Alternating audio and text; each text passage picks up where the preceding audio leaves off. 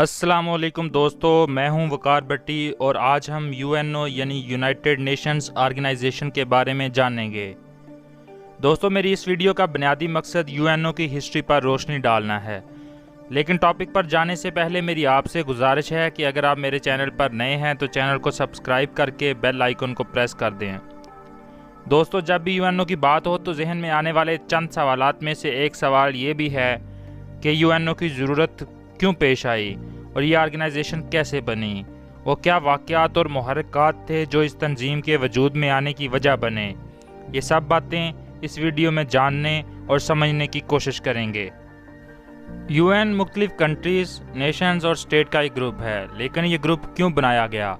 दरअसल कोई भी ऑर्गेनाइजेशन क्यों बनाई जाती है? क्यों मुख्तलिफ यूनिट्स मिलकर एक ग्रुप बनाते हैं?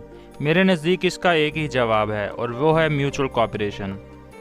कंट्रीज़ भी एक इत्तेहाद करती हैं ताकि बाहमी राब्ता और तावन मजबूत हो, क्योंकि कोऑपरेशन ना होने की वजह से इन कंट्रीज़ में एक कन्फ्लिक्ट पैदा होगा और ये तनाज़ा यानी कन्फ्लिक्ट अगर बहुत संजीदा हो जाए तो इसका नतीजा वार यानी जंग की सूरत में नज़र आएगा। इन्हीं वजूहात की बिना पर मुख्तलिफ कंट्रीज़ ने मिलकर एक ऐसा ग्रुप बनाया जिसे हम यूनाइटेड नेशंस के नाम से जानते हैं। लेकिन यहाँ एक सवाल और भी पैदा होता है, क्या यूएनओ के बनने से पहले मुल्क आपस में कोऑपरेशन नहीं करते थे? क्या कोऑपरेशन का कोई बेहतर मैकेनिज़्म नहीं था? अगर ऐसा होता तो यूएनओ से पहले हर तरफ कॉन्फ्लिक्ट ही कॉन्फ्लिक्ट होता, लेकिन ऐसा नहीं है। यूएनओ के वजूद में आने से पहले भी मुख्तलिफ ग्रुप्स मौजूद थे। मसलन 1865 में इंटरनेशनल टेलीकम्युनिकेशन यूनियन की सूरत में एक तंजीम अपना वजूद रखती थी। इसी तरह 1874 में कॉमन पर्पस की खातर बनाई गई यूनिवर्सल पोस्टल यूनियन भी थी। मज़ीद बात करें तो फिर 1899 में परमानेंट कोर्ट ऑफ आर्बिट्रेशन की बुनियाद नीदरलैंड में रखी गई और इसका काम भी मुख्तलिफ ममालिक के दरमियान होने वाले तनाज़ात को हल करके उनको एक दूसरे के करीब लाना था। लेकिन दोस्तों, जैसा कि आप भी जानते हैं कि मुख्तलिफ ऑर्गेनाइजेशंस भी अच्छे नज़्म ज़ब्त और बेहतर मैकेनिज़्म ना होने की वजह से टूट जाती हैं, और कुछ ऐसा ही हुआ 19वीं सदी के आखिर में। 20वीं सदी के आगाज़ में हालात रुख बदलते हैं और 5 सितंबर 1914 को ब्रिटिश एम्पायर, फ्रांस और रशियन एम्पायर के दरमियान लंदन में एक दूसरे का साथ देने का मुआहदा तय पाता है, जिसे ट्रीटी ऑफ लंदन कहते हैं। दूसरी तरफ जर्मनी भी अपने इत्तेहादी ममालिक के साथ राब्ते बढ़ाता है। बदकिस्मती से 1914 में जर्मनी और इसके हामियों और ब्रिटेन अलायंस के दरमियान एक ऐसी जंग जन्म लेती है जो कि आज वर्ल्ड वार 1 के नाम से मशहूर है। वर्ल्ड वार 1 1914 से लेकर 1919 तक जारी रही और इस जंग में जहां तकरीबन 20 मिलियन लोग अपनी जान से गए, वहीं बहुत सी सल्तनतों का शराजा भी बिखर गया, जिसमें मिडल ईस्ट की ऑटोमन एम्पायर यानी सल्तनत उस्मानिया और ऑस्ट्रो हंगेरियन एम्पायर भी काबिल ज़िक्र हैं।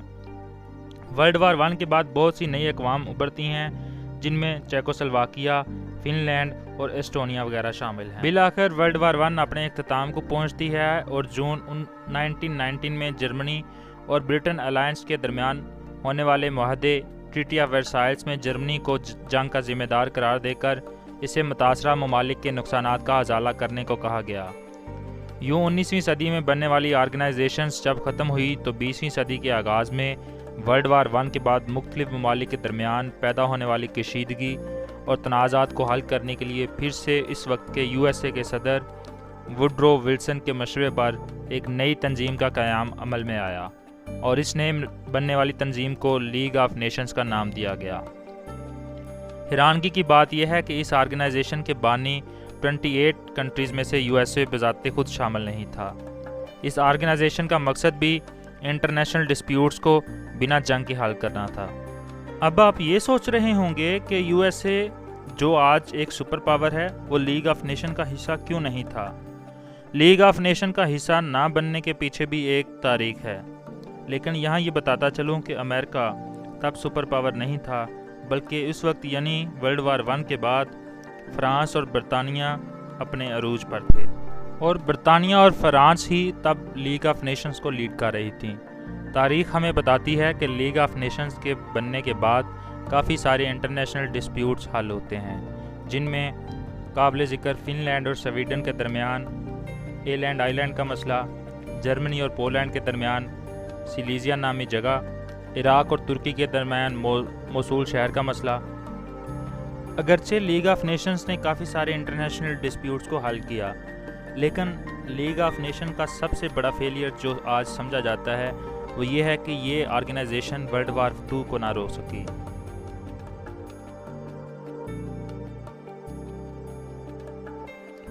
ناظرین، اگر ہم تاریخ کی طرف جائیں تو ہمیں پتہ چلتا ہے کہ لیگ آف نیشن کی ورلڈ وار 2 کو نہ روکنے کی ناکامی ہی اس کے زوال کا سبب بنی۔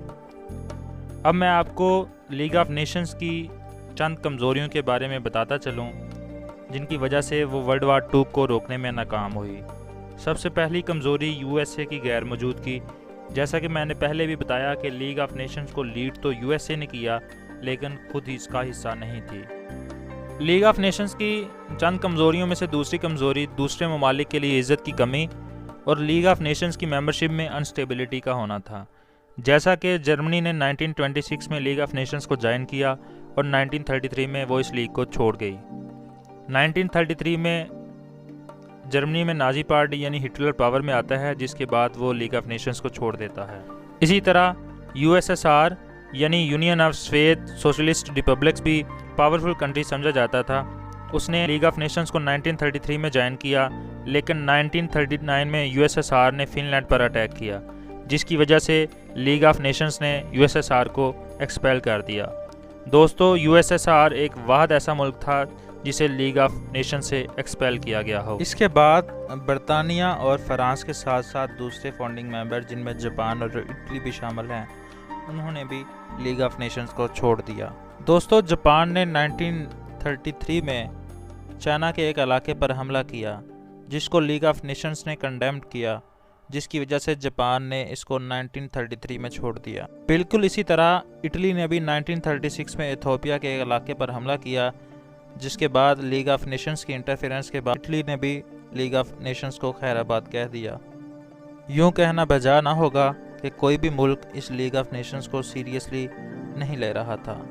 اس وقت ایک سوال اور بھی ذہن میں آتا ہے کہ تب کی سپر پاورز فرانس اور برطانیہ کیا کر رہی تھیں، وہ انہوں نے اپنا کردار کیوں ادا نہ کیا؟ اس کی ایک وجہ ورلڈ وار 1 کے بعد پیدا ہونے والے گلوبل اکنامک کرائسس بھی تھے، اور یہ دونوں پاور کسی کے معاملے میں بلا وجہ اور بنا کسی فائدے کے انٹرفیئر نہیں کرنا چاہ رہے تھے، اور یوں لیگ آف نیشنز کی ناکامی کے بعد ورلڈ وار 2 کا آغاز ہو گیا۔ یہ جنگ 1939 سے شروع ہو کر 1945 میں جا کر ختم ہوئی، اور اس جنگ میں تقریباً 72 ملین لوگ مارے گئے۔ اس جنگ کے دوران یورپین کولونیل امپائر بھی کولیپس کر گیا۔ ناظرین، ورلڈ وار 2 کے ساتھ ہی بہت سارے آزاد ملک دنیا کے نقشے پر ابھرے۔ ورلڈ وار 2 کے بعد پھر سے ورلڈ آرڈر تبدیل ہو گیا۔ دوستو، اب ہم بات کریں گے ان ایونٹس کی جو یو این او کے بننے کا باعث بنے۔ نمبر 1 پر آتا ہے لندن ڈیکلیریشن، جو جون 1941 میں ہوا اور اسے declaration of Saint James Palace کے نام سے بھی جانا جاتا ہے۔ ورلڈ وار 2 ہو رہا تھا، اور اسی تباہی کے دوران یورپ کی 9 ایگزائل گورنمنٹ نے لندن میں بیٹھ کر یہ فیصلہ کیا کہ وہ ورلڈ وار 2 کے ختم ہونے کے بعد ورلڈ پیس کے لیے ایک نئے دور کا آغاز کریں گے۔ اس کے بعد اگست 1941 میں امریکہ کے صدر روزویلٹ اور برطانیہ کے پرائم منسٹر ونسٹن چرچل کے درمیان طے پایا کہ وہ جاپان، اٹلی اور جرمنی کو ہرانے کے بعد ایک نئے انٹرنیشنل سسٹم کی بنیاد رکھیں گے۔ دونوں رہنماؤں کے درمیان طے پانے والی یہ ملاقات نہ کوئی ٹریٹی تھا اور نہ ہی کوئی باقاعدہ ڈیکلیریشن، بلکہ دونوں کا یہ مشترکہ فیصلہ تھا جسے اٹلانٹک چارٹر کے نام سے یاد کیا جاتا ہے۔ دراصل یہ ملاقات اٹلانٹک اوشن کے بیچ میں ایک شپ پر ہوئی۔ یہاں یہ بتاتا چلوں کہ 1941 تک امریکہ نے ورلڈ وار 2 میں حصہ نہیں لیا تھا، لیکن دسمبر 1941 میں جب جاپان نے امریکہ کے پرل ہاربر پر حملہ کیا تو اس کے ریئیکشن میں امریکہ نے 1942 میں ورلڈ وار 2 میں حصہ لیا، اور پھر 26 ممالک کا ایک الائنس بنا، اور اس گرینڈ الائنس کو یونائٹڈ نیشنز کا نام دیا گیا، اور یہیں سے یونائٹڈ نیشنز کا لفظ سامنے آتا ہے۔ 26 ممالک اس عزم کا اعادہ کرتے ہیں کہ وہ جرمنی، اٹلی اور جاپان کے خلاف مل کر لڑیں گے، اور جنگ ختم ہونے کے بعد گلوبل پیس کے لیے ایک انٹرنیشنل آرگنائزیشن کو بنایا جائے گا۔ 1943 میں UN بننے کے عمل میں تیزی آ گئی۔ اکتوبر 1943 میں USA، UK اور USSR کے فارن منسٹر کی ایک میٹنگ ہوتی ہے جس میں انہوں نے نئی بننے والی آرگنائزیشن کے بنیادی نکات کا فیصلہ کیا۔ اس میٹنگ کو ماسکو کانفرنس کے نام سے یاد کیا جاتا ہے۔ اسی سال دسمبر 1943 میں تہران کانفرنس ہوئی جس میں امریکہ کے صدر روزویلٹ، پرائم منسٹر چرچل جو برطانیہ کے پرائم منسٹر تھے، اور USSR کے اسٹالن نے مل کر ایک فیصلہ کیا کہ ورلڈ وار 2 اب اپنے اختتام کو ہے اور اب وہ جرمنی، اٹلی اور جاپان کو شکست دے کر نئے دور کی طرف بڑھنا چاہتے ہیں۔ 1944 میں واشنگٹن DC کی جگہ ڈبلٹن میں ایک کانفرنس ہوئی۔ اس کانفرنس میں ورلڈ آرگنائزیشن کے پرنسپلز کو طے کیا گیا۔ اس کانفرنس میں آرگنائزیشن کے سٹرکچر کا ایک پرپوزل تیار کیا گیا اور اسے باقی کے ممالک کی اوپینین حاصل کرنے کے لیے ان کو دے دیا گیا۔ مختلف ممالک کی اوپینین کے بعد فروری 1945 میں ایک اور کانفرنس ہوئی جسے یالٹا کانفرنس کہتے ہیں، اور اس کانفرنس میں UN کی سیکیورٹی کونسل کا ووٹنگ پروسیجر طے کیا گیا اور اس کے بعد UN کا چارٹر بن گیا۔ 1945 میں سان فرانسسکو کانفرنس میں UN کے چارٹر پر ووٹنگ ہوئی۔ اس کانفرنس میں 50 ممالک کو دعوت دی گئی۔ ان 50 ممالک میں سے صرف ایک ملک ایسا تھا جو کہ اپنا نمائندہ نہ بھیج سکا، اور وہ تھا پولینڈ، اور اس کی وجہ یہ تھی کہ اس وقت پولینڈ میں کوئی باقاعدہ گورنمنٹ نہیں تھی۔ بالآخر اس کانفرنس میں 49 ممالک کے نمائندوں نے UN کے چارٹر پر سگنیچر کر دیے، جبکہ پولینڈ کے سگنیچر کی جگہ خالی چھوڑ دی گئی جو کہ سرکار بننے کے بعد ہوئے۔ 24 اکتوبر 1945 کو UN باقاعدہ طور پر وجود میں آئی۔ دوستو، یہ تھی UN کی پوری کہانی۔ آنے والی ویڈیو میں UN کے سٹرکچر کے بارے میں بات کروں گا۔ میں امید کرتا ہوں کہ میری آج کی ویڈیو آپ کو پسند آئی ہوگی۔ آپ سے گزارش ہے کہ میرے چینل کو سبسکرائب کر دیں، لائک کریں، اپنے آراء سے مجھے آگاہ کریں اور اپنے دوستوں کے ساتھ شیئر کریں۔ اس کے ساتھ ہی اجازت دیجیے۔ اللہ حافظ۔